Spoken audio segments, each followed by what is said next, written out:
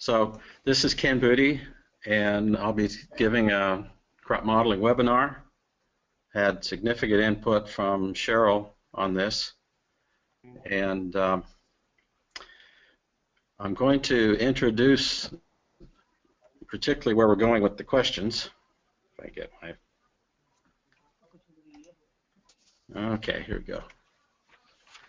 Okay, this is a stakeholder-driven process, but in my view, stakeholders really are everyone, including the customers on the other end. Because what we'll be doing is doing an economic analysis of one system against another to make a decision, and that system will be dependent on what the climate variability is doing during that weather sequence or climate change scenario. So this is the input of both historical climate and climate change. And there's a lot of connections between this. Alex drew this starting out with the climate. Probably Wendy Lynn would start drawing it out with the stakeholders within farming. But climate is basically not in our control, so it is coming at us. We need to be concerned with creating a probabilistic response of what the livestock and crops would be doing with the climate variability and climate change. Consider what will happen in the future technology-wise, which is covered under the RAPS, and also adaptation packages to basically solve problems that are induced by climate change, say less rainfall, warmer temperature.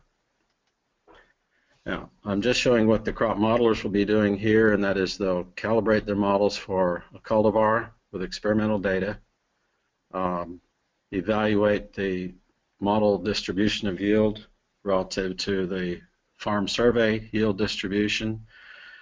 They will also set up the crop model parameters to represent RAPS and represent adaptation. Subhash says he's not hearing anything. Anybody else? Okay, Sherry's checking on that.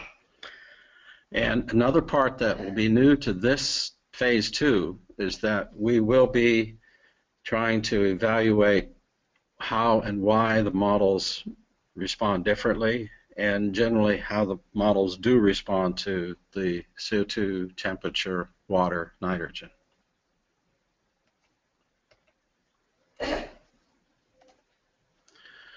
Okay, Alex thought it was important that we discussed what a RAP indicates. A RAP is basically describing the agricultural sector as it changes in time, but not necessarily due to climate change. So this would basically say what is changing with the labor, prices, crop management, genetic potential of crops. One time we used the word autonomous. We think that's not a good word to use now, but basically these are changes that would occur in the absence of climate change. And I've added the word stakeholder to stakeholders, plant breeders, because I've been concerned that the first yield trend targets that came from impact to the economist were optimistic for some regions. So we need some realism here. The other part of definitions is adaptation to climate change, and this would be a package of parameter setups where you would hope that the agricultural system productivity and resilience improves as climate changes, but it would be allowed through substantial investments, as in a new irrigation system or extraordinary plant breeding efforts to develop a drought-tolerant or heat-tolerant or flood-tolerant variety. Again, this will be something that is decided at each regional research team level. there are similarities, and that is we will need to translate both RAPs and climate adaptations into the setups for the crop models. Different from phase one, the crop modelers will actually try to do the RAPs. They'll try to envision future technology. So there are differences in this. The RAPs are technology advances, economic change, but not the result of climate. And major adaptations on the very bottom indication is a purposeful investment in response to climate change.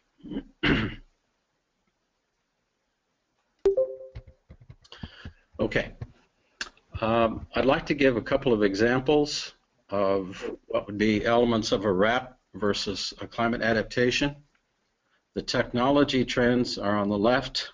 That is, a crop model configuration for a RAP might be a higher fertilization rate. The planting date will actually be done with a planting window approach in both the baseline historical and in the future. So that's covered, and it will change if, say, onset of rain in a monsoon changes. Cultivars will be different. You may have traits leading to higher yield, radiation use efficiency, grain number, longer grain filling. I'm going to suggest you try to keep these in the same season length because this is viewed, the future RAP is still done under a current climate environment. You might have higher plant population or phosphorus fertilization. On the right-hand side are a set of what would be adaptations to climate, and this would be flood or drought or heat-tolerant cultivars. Irrigation is listed here if it's a new thing in a rain-fed region that requires investment. I'm going to suggest that in addition to the flood, drought, and heat-tolerant cultivars, that there's also an attempt to do a true regaining of the crop life cycle. That is, to try to regain the same date of anthesis and maturity as occurred previously under the current climate. And that's to be fitting the median of the, say, 5 GCM scenarios. Crop selection and land use may change. There may be unusual approaches to do tiling, drainage. For example, India has substantial problems with waterlogging. In the US, they've solved that problem by just continuously tiling the fields. Residue management and pest management, I think, are questionable to me because they may be part of what also occurs in a RAP.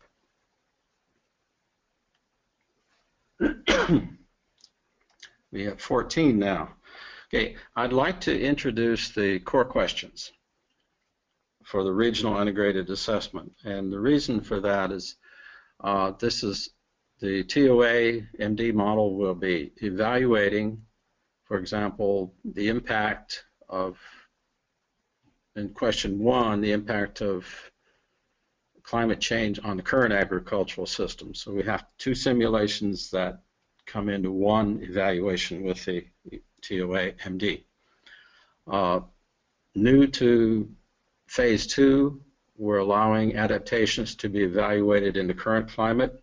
This is in response to stakeholder questions of what can we do now.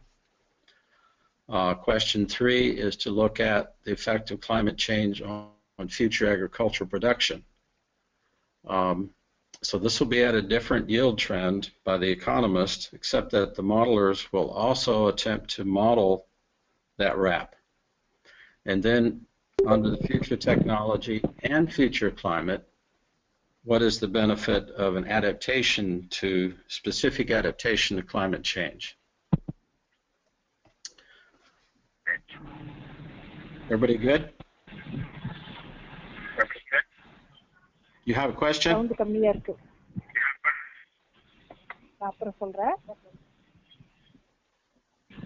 Okay, if you're not asking a question, I think Sherry would say to be mute, but if you type on the chat box, maybe we could stop for a question.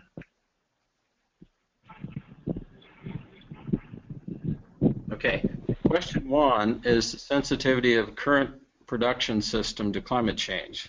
And you see the CM1 is a crop model run under the current climate, and CM2 is the crop model run under the future climate.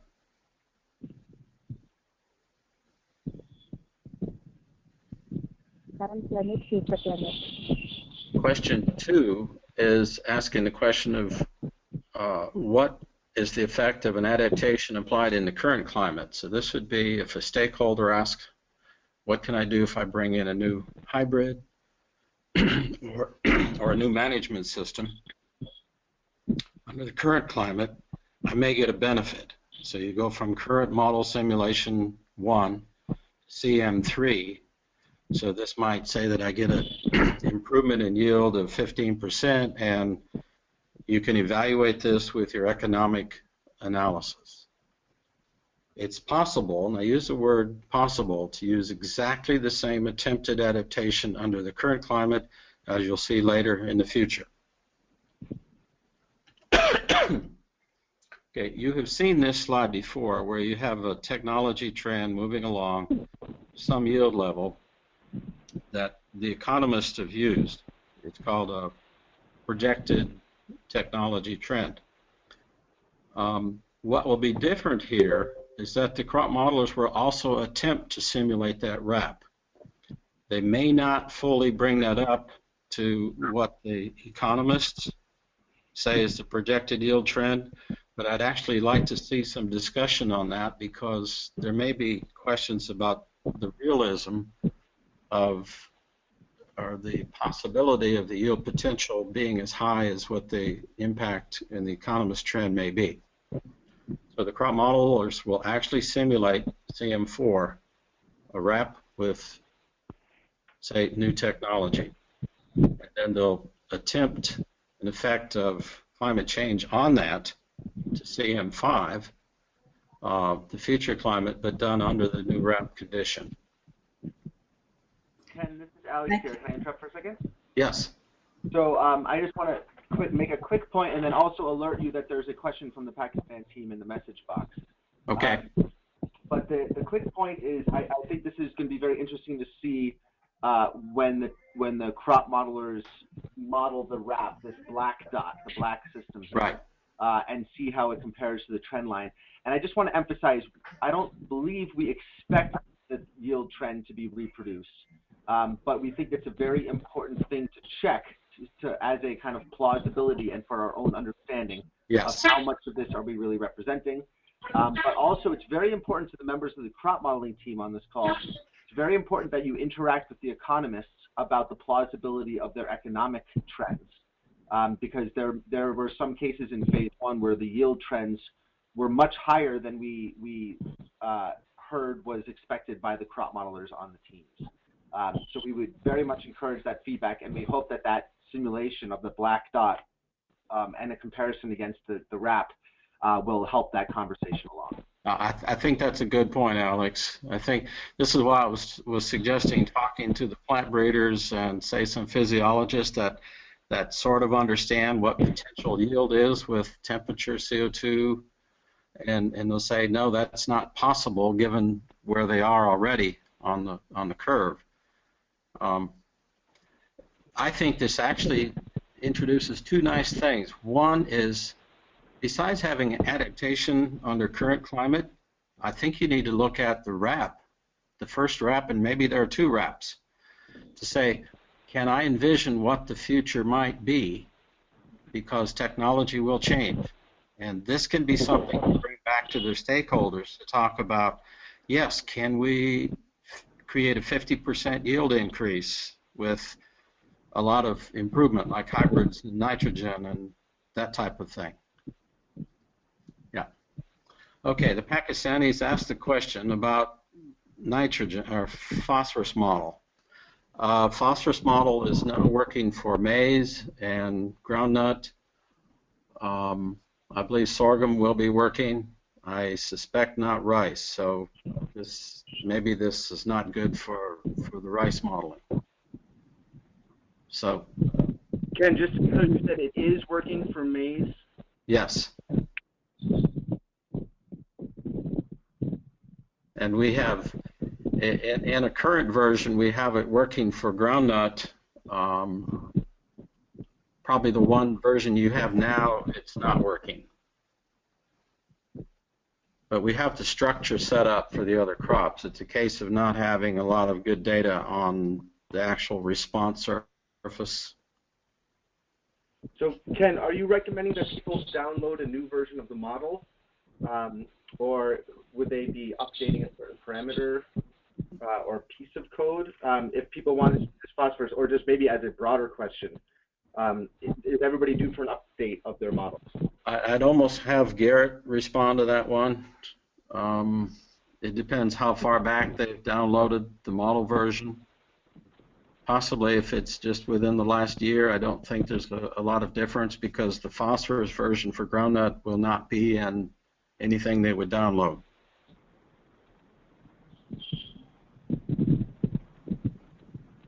I think Garrett's on. Do you want to respond to that, Garrett? Yeah, I don't want to get sidetracked right now in version Okay. reset models. I don't want to get a centric presentation. Let's move on and we can discuss model specific. Let's do that. I think that the point is basically it's not very different from what they have right now. DSSAT version 4.6 will be available shortly. So once that's available, I can download the updated version. Yeah. Let me move on to question 4.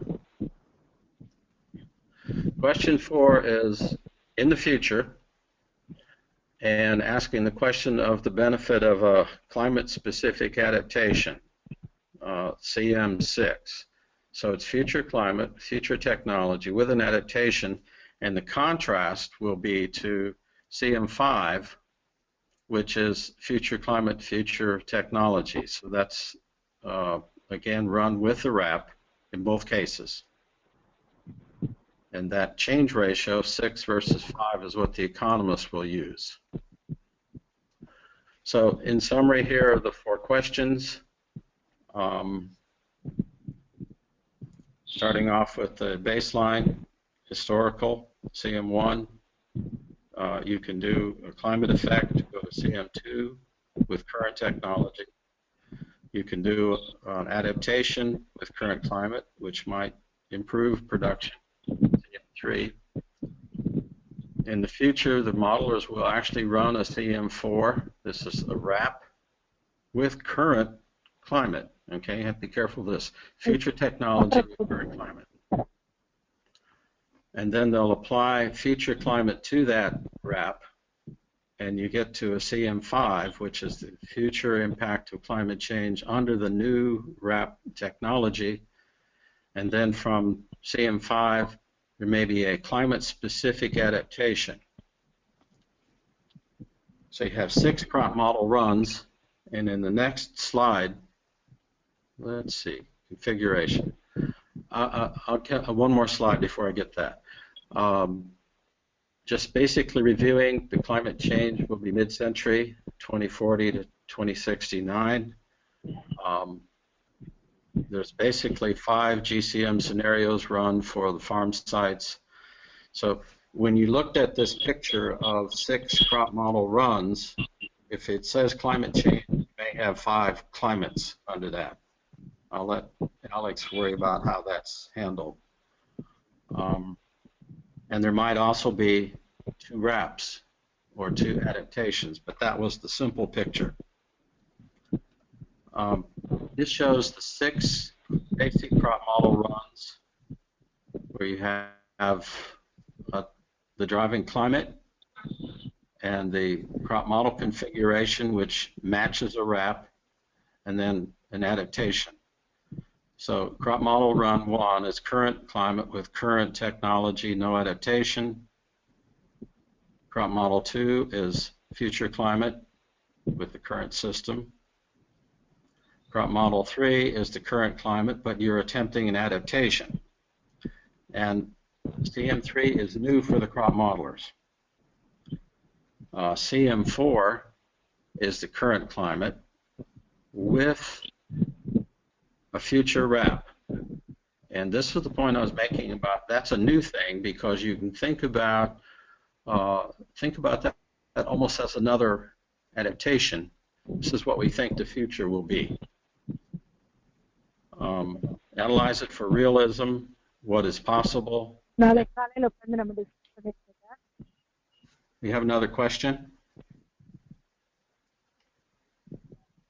Okay, let me see what that question is. How does a RAP and major climate adaptation fit into the graph? All under a RAP?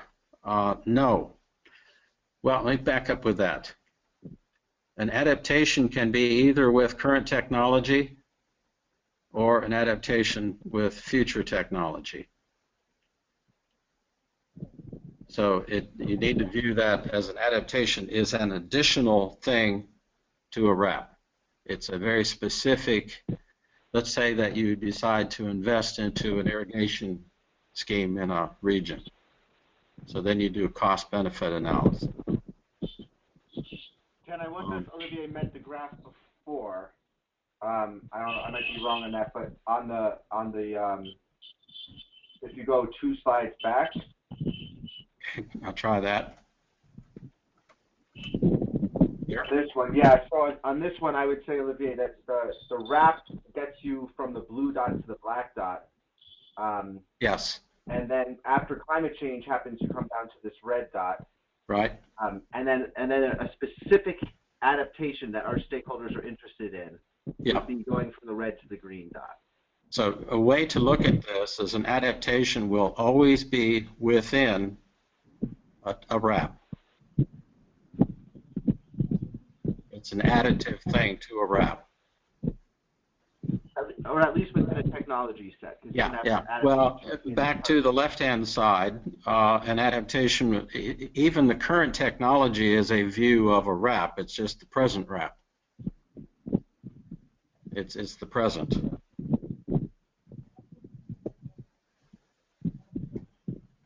Okay, jumping ahead to the other, well, I'll move on and show one more slide here. I think you understand that picture. Now let's look at what the economists will get. They have 4 comparisons allowed by 6 crop model runs. The first one is the question of climate impact with current technology, no adaptation. So you have their change ratio will be CM2 over CM1 applied against the farm survey yield distribution. For question 2 will be the benefit of an adaptation that the stakeholders may want under the current climate. So here there is a none for a RAP, so it's CM3 versus CM1. That can be an economically evaluated question. EM3 is the next 2 are under future technology. There may be a RAP 1 or a RAP 2 different, but future technology with the future climate.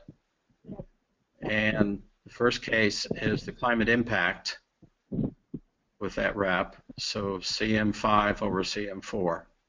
CM5 is the new climate compared to CM4 prior climate. And then CM5 is future climate with a RAP, but in this case, the adaptation is CM6 model run compared to CM5 with no adaptation.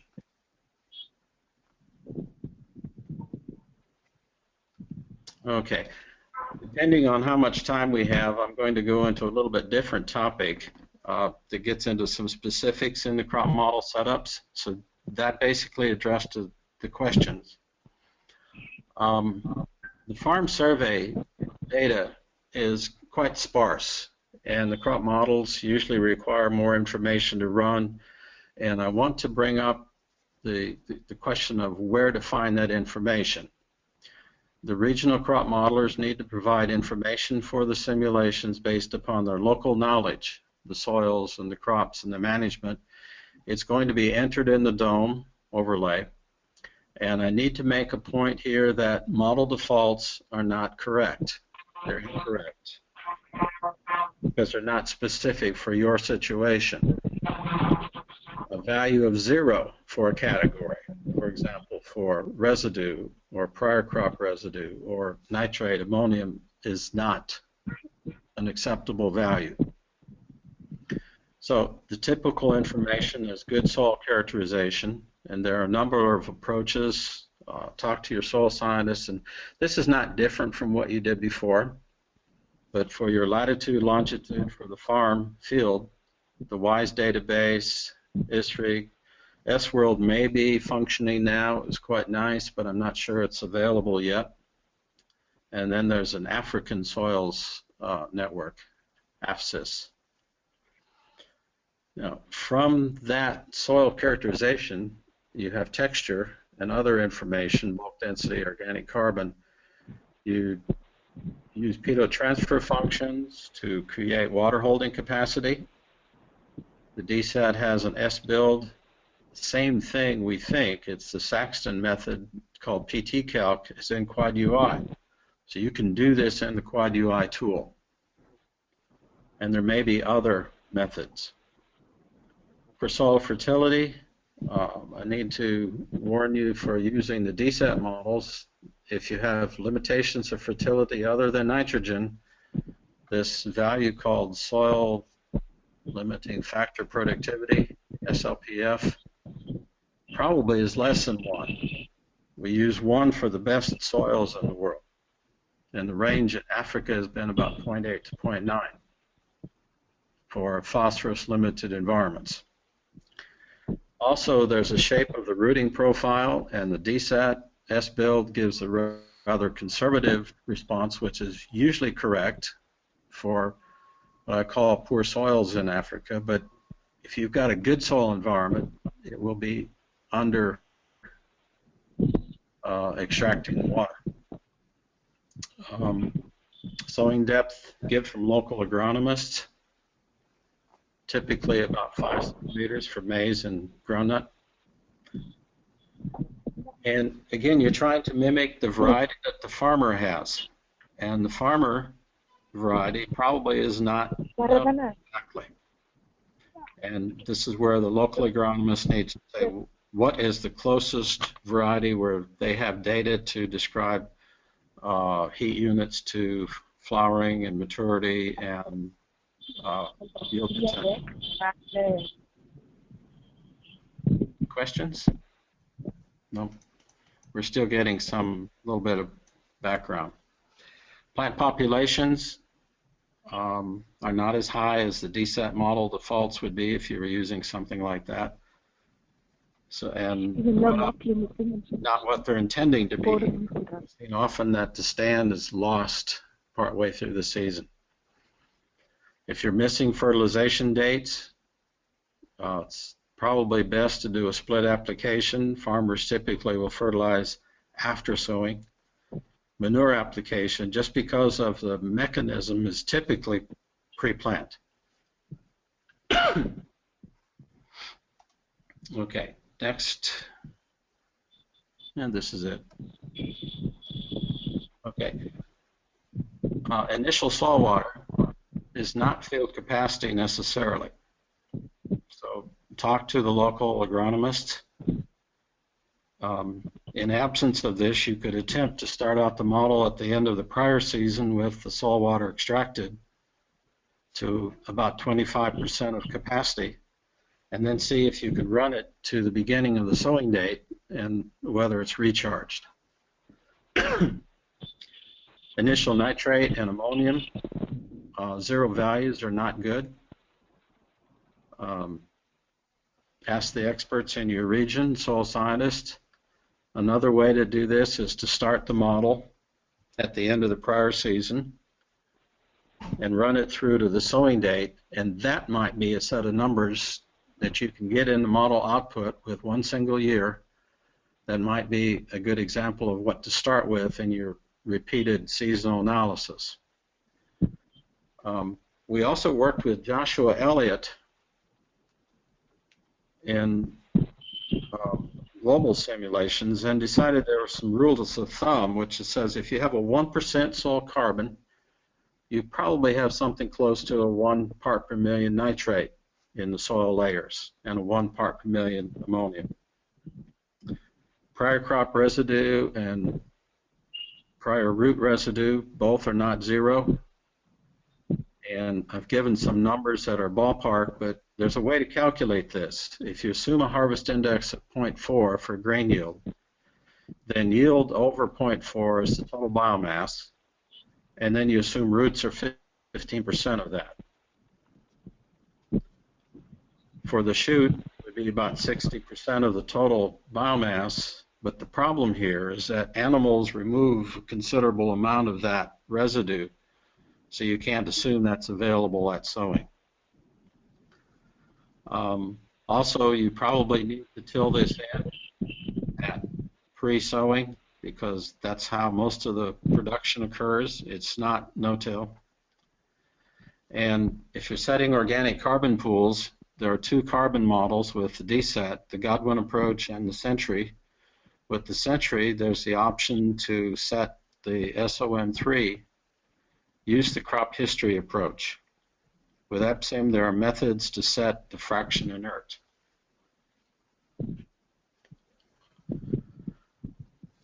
Okay. Later on, we will get into quad UI tools to actually use the information. We'll have another webinar to do that. But I want to discuss a little bit about the historical yield survey simulations, both the bias and the tails, and some questions on this. So we'll be using the quad UI, the DOME, and the FACEIT tools to create the model-ready files, and then to simulate with historical, and then evaluate the means, and evaluate a cumulative probability distribution of simulated and observed on-farm yield. The goal is to have approximately the same mean and the shape of the distribution. Now, I say this because the economist will only use the climate change ratio for each single farm.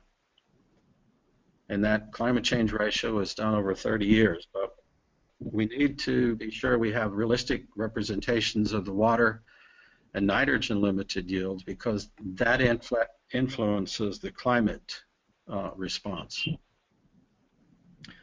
I'm going to jump ahead and show you a graph first before we come back. Okay, this is from the Suwara team, and it shows the probability of exceedance for the farm survey yields, the blue, for peanut, groundnut in Nioro, Senegal. Very large range from yield of 0 to 1,500 kilos per hectare. The crop models in this case are not exactly mimicking this. The DSSAT is under, the APSIM model is over. So now you ask the question of, is there something that I'm missing in the distribution of soils for all these farms? If you give too few typical soils, you won't get a range of water holding capacities, fertilities, and rooting. So you might get a narrow range, which might be the problem here with APSIM. There's not enough initial distribution of your input soil residue and the carbon pools and nitrate and water holding capacity to create that range. Now, the DSSAT in this case possibly is not a good enough rooting so that it limits production most of the time, or the cultivar yield potential is too low. So you can solve that by bringing up this. So I want to discuss this. I'll go back to... You have a question? No. So when you look at the distribution, you may, if you have a nitrogen-dependent crop, then everything is on the table of what can vary. It's the fraction inert and the SOM3 with Century, initial nitrate ammonium, fertility factor. Those would tend to move up and down a little bit. Water holding capacity, if you have variation among farmer fields, described correctly or not, and the variety. If it's the legume, then you your nitrogen-dependent factors drop out. So it's really soil water and this SLPF, phosphorus fertility. I'll show another example of the tails. If you get strong tails of simulated yields near zero, the series maize model has germination failures. It may, and you need some of that to actually represent the realism. I'll show an example with the Kenya data that shows that farmers probably do have it. Also, you can have tails of distributions on the high end with genetic yield potential. Let's see, jump ahead. I have one or two who are still making some noise in the background. Can you mute your microphones?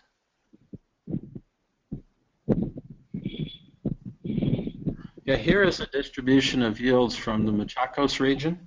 This is observed. And notice that there's a very high probability from 1 to 0.7. So this is 30%, have very low yields at about less than 200 kilos per hectare. This is undoubtedly related to water in some way. The question is, does the crop model mimic this? Some of these may be germination failures.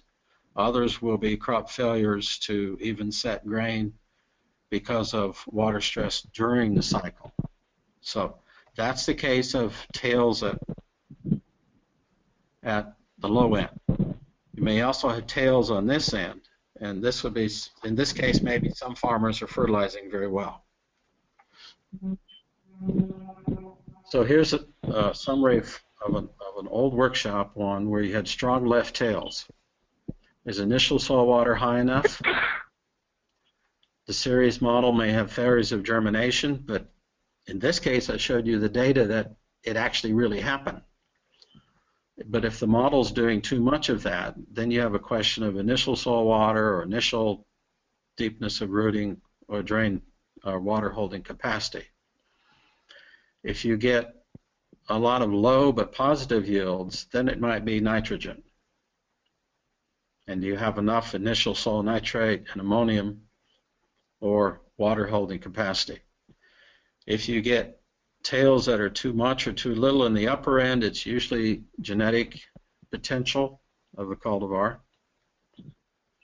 You would get too much in the upper tail, not enough soil water or nitrogen stress predicted. Only about 2 or 3 more slides, and then we'll stop and we'll ask questions. I want to come back to this slide and discuss a little bit more of what goes into a wrap and what goes into an adaptation.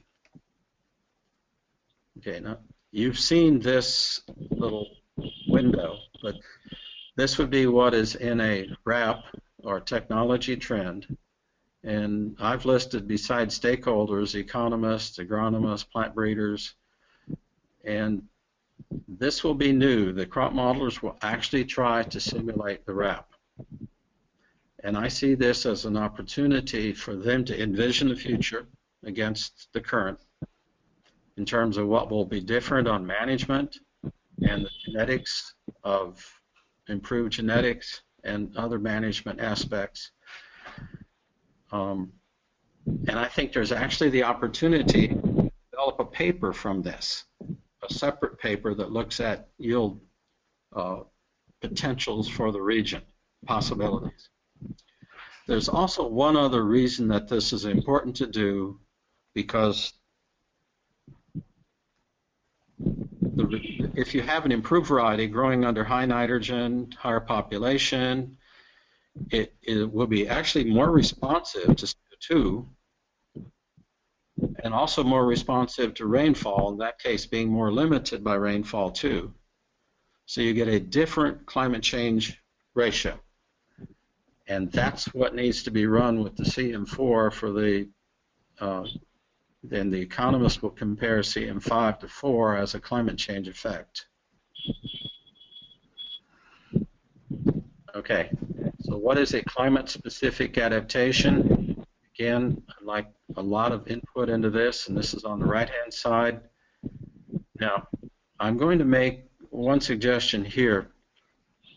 there's been a lot of, the current assessments have run the crop models with one set of genetic life cycle parameters, time to anthesis maturity, the same set for current climate as future climate, and always the life cycle is shorter with a warming.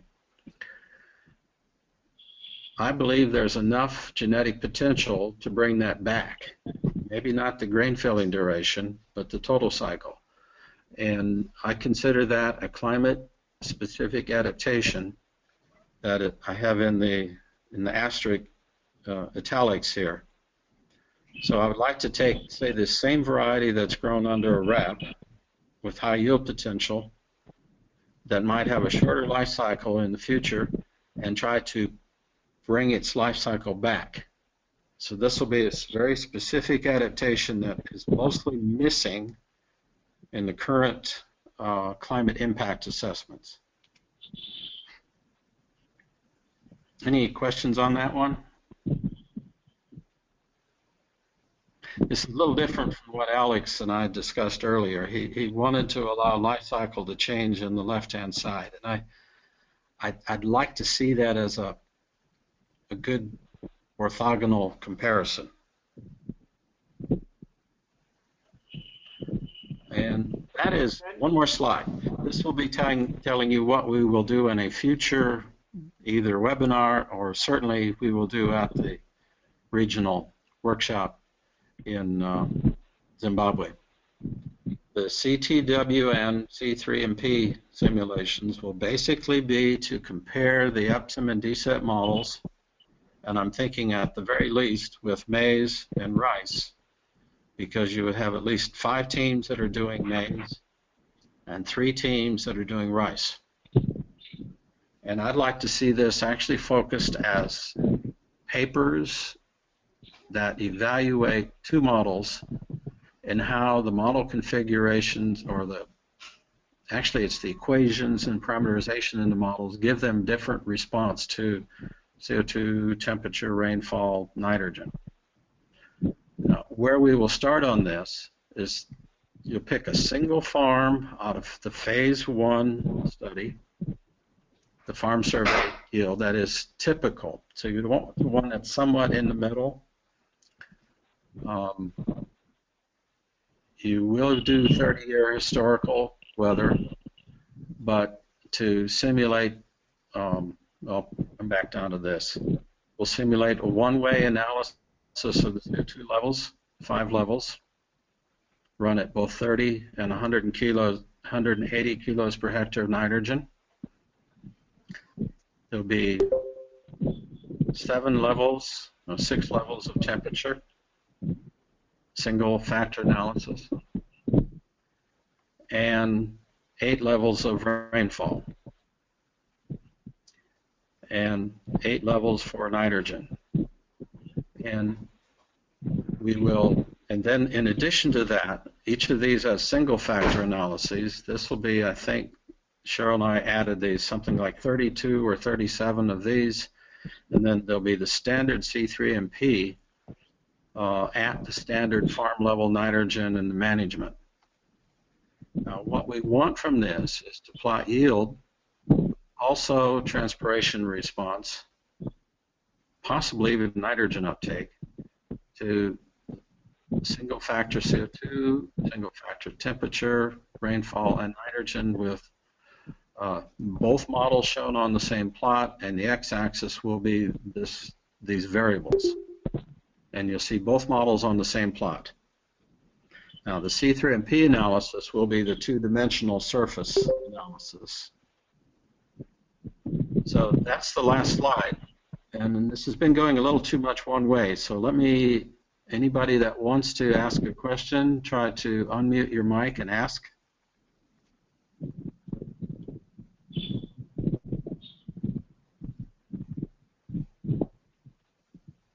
I can't believe Alex doesn't have a question. I do. I was just quiet. Could you go back a slide, Ken? Which slide? Back one? One back. Okay.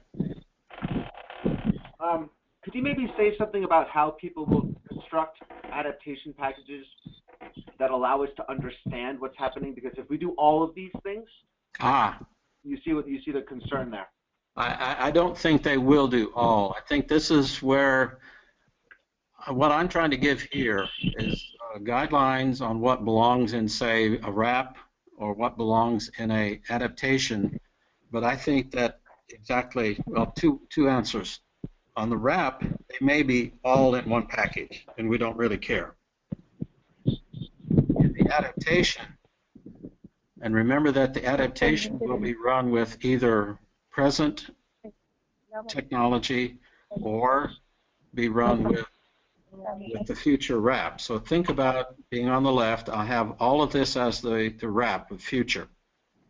In addition to that, I will try something that is an irrigation scheme, or I'll try to bring the cultivar life cycle back, or an unusual heat-tolerant variety that may accommodate a problem with warming, or, for example. So I do not envision them doing all of these or even putting them together in a package. I think that it's best to look at these as the best single factor in order to understand what they mean. Does that help? Yeah, I mean, I agree. I think at the very least, the crop modeling team might be interested in doing some sensitivity of each piece if they're going to combine things. That's correct. And maybe that doesn't go all the way into economics at all 150 farms. But I think, one of the things we're pushing in this phase is a little bit more of the analysis to understand what's happening, which might require, if you put together an adaptation with 2 or 3 elements, doing either one at a time or leave one out type analysis. So I think that's an excellent point. So wrap is just one, or you may have a wrap that's one is optimistic, one is pessimistic. So you may have 2 wraps, but all the things on the left-hand side are viewed as one package. But the ones on the right-hand side, and here's where I would think that the crop modelers may, well, first of all, the setup is there. It's pretty easy just to throw in a new cultivar or a heat-tolerant cultivar if you have a trait that does this. So they need to do that in an investigation with their regional team and their stakeholders and say, what do they want to try? And they may do multiple attempts at an adaptation, and they'll say, after I've done 3 or 4 of these adaptations, here's the best one that we want to go forward because the economists and the agronomists think they're both reasonable things to try. So not everything to be done in an economic analysis. Great. Ken, you have a question from the Pakistan team.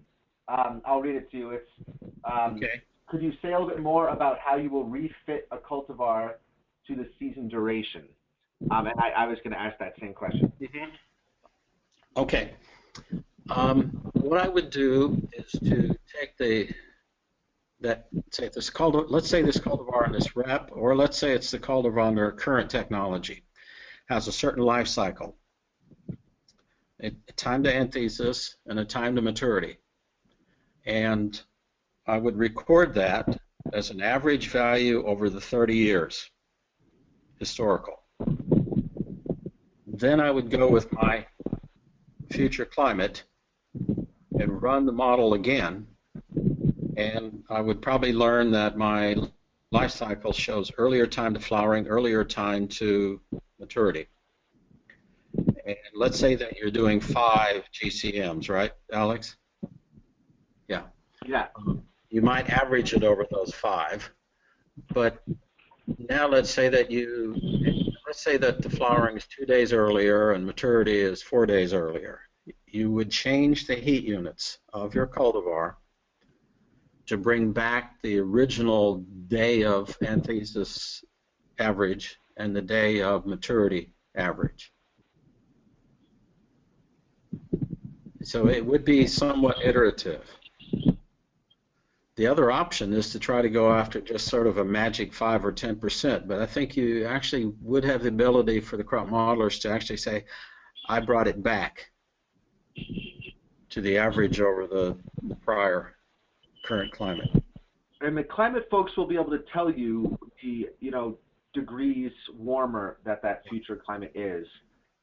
So I think we'll have a pretty good first guess at how that genetic parameters might have to change through thermal units. You could have a guess at the amount of heat units required, but then you actually run it and say, okay, I didn't quite get there.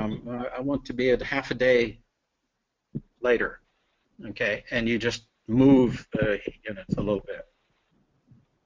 It is trial and error.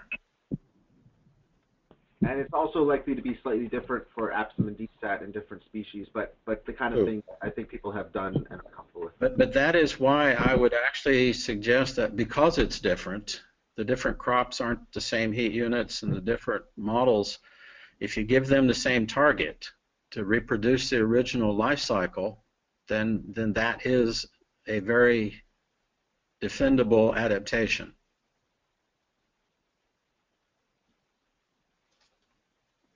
More questions?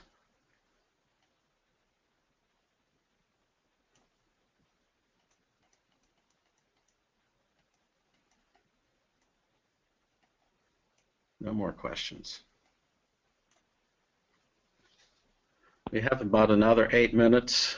So Ken, could you say something maybe about our efforts right now to put together protocols? I know that at one point we were talking about having bullets saying, this is the approach that we're going to take in terms of, first do this, then do that kind of guidelines.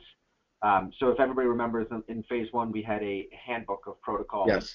That was almost like a recipe book with some explanation and background. Yeah. And we are working on that to try to make that. Cheryl and I have a version of the Appendix 3 that it's surprisingly not that different. And what you will do for the calibration of cultivars is probably the same as what you had to do in the first run, first phase. And this time we will have a little better setup for the dome and overlays to actually accomplish what you want with the Quad UI tools. So Cheryl and I have worked through that process. So this will be distributed. In fact, there will be an IT session, maybe, and somewhere we'll do this joint with the crop modeling and IT to talk about how to use the Quad UI tools for that. That's next week. We're going to talk about that, Ken. Okay. Yeah. Yeah. So we'll go into next week a little bit more of the crop modeling protocols and how the IT tools have been modified a little bit to handle the new protocols for phase 2. It will be how you put things into the Quad UI and enter. The specifics of what goes in is still the local knowledge. The agronomists need to dig. And the questions of what goes in a wrap or what goes in an adaptation needs to be decided by the teams with the whole team and the stakeholders.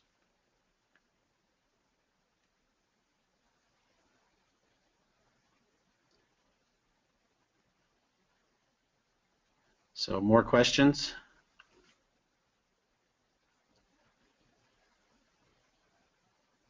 Those of you who are on the, we have, if you've seen the Victoria Falls, Zimbabwe program agenda, you'll see there's a pretty good bit on the last slide that deals with the CTWN. So we'll actually have a good working exercise that you'll be able to go away from with this is how we did it and actually the results of what we did. And you can go back home and actually start writing. And this is for understanding. It's not necessarily to, how do I say that? The outcome of CTWN does not lead to a TOA economic evaluation. It is for your understanding of how and why the models are different.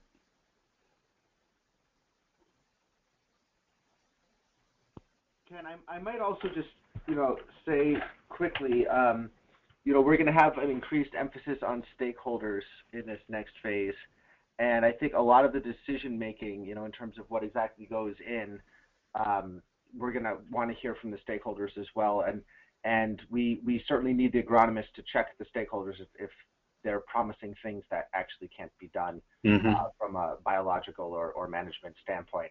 But I think, you know, when we're doing this, one of the things we're going to try to guide on in our workshop when we have the stakeholders and the crop modelers and the economists and the climate people all in the same room are, you know, some of the interpretation and how we might use the results that we're getting to understand and to describe what we actually see. So, for example, if you have an adaptation package with 3 different things in it, you know, having done those sensitivity tests to say, yes, you know, the 3-item adaptation package raises yield by 28%, but we know that the bulk of it comes from the irrigation system.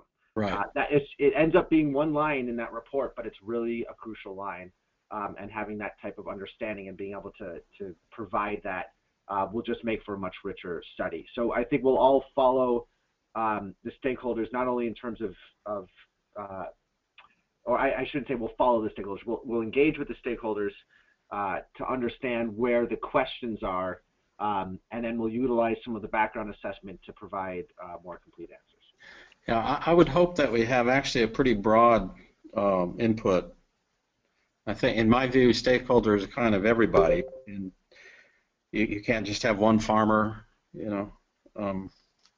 In fact, from what I remembered of interactions in Tanzania, I was impressed with the beginnings of a maize seed industry and farmers getting hybrids of maize. And hybrids of maize are not common in West Africa. The improved varieties are not there. They are in South Africa, but not in Zimbabwe. They're probably coming. So you have this mixed potential, and sometimes the nitrogen response is so large that you can double and triple yields depending where you are. But if you already start off with a maize yield that's at 7 metric tons, as in South India, and then you give a technology trend that says you can double the yields, then you're at the point where, whoops, it's no longer physiologically possible. So the technology trend makes a big difference with where you're starting.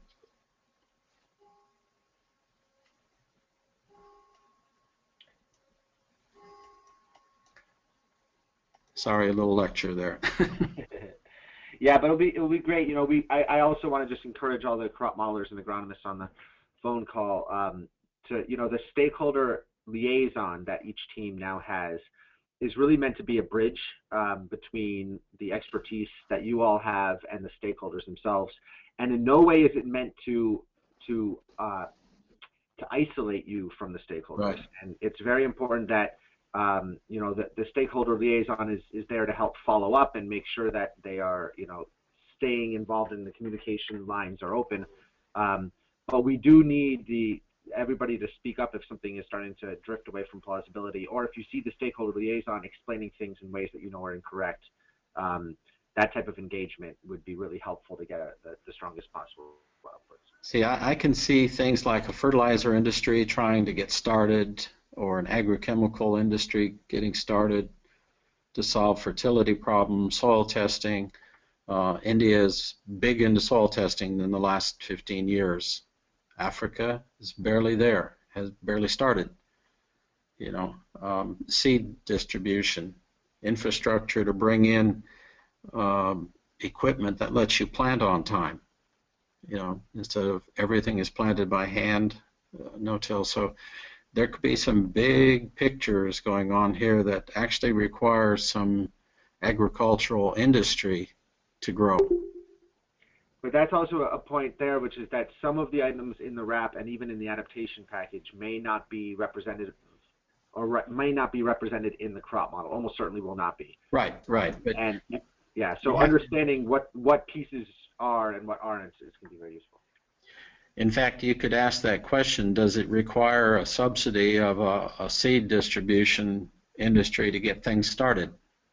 You know, that's an economic question that goes along with the possibility of an improved variety.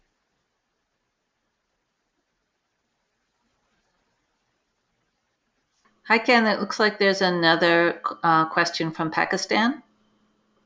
Okay. I'll look at the bottom. Would you send the environmental modification and nitrogen combinations for the sensitivity test, Pakistan? Oh, you mean the last slide? Is that what they're asking for? Yeah. Yep. I think Ken, we will you be making this whole presentation available? I don't see why not. Sherry, can you make a PDF of this and just distribute it? Yes, I can do that. And also there will be a recording of the webinar up on the AgMIP website. I'll be sending out the information on that. Mm-hmm. Okay. We're up for an hour now. We'll go with questions if anybody else has one.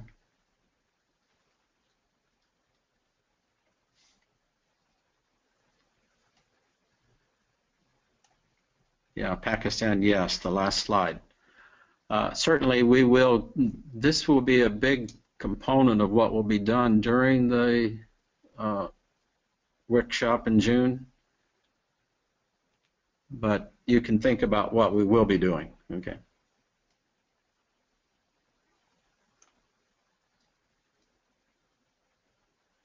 Anything else?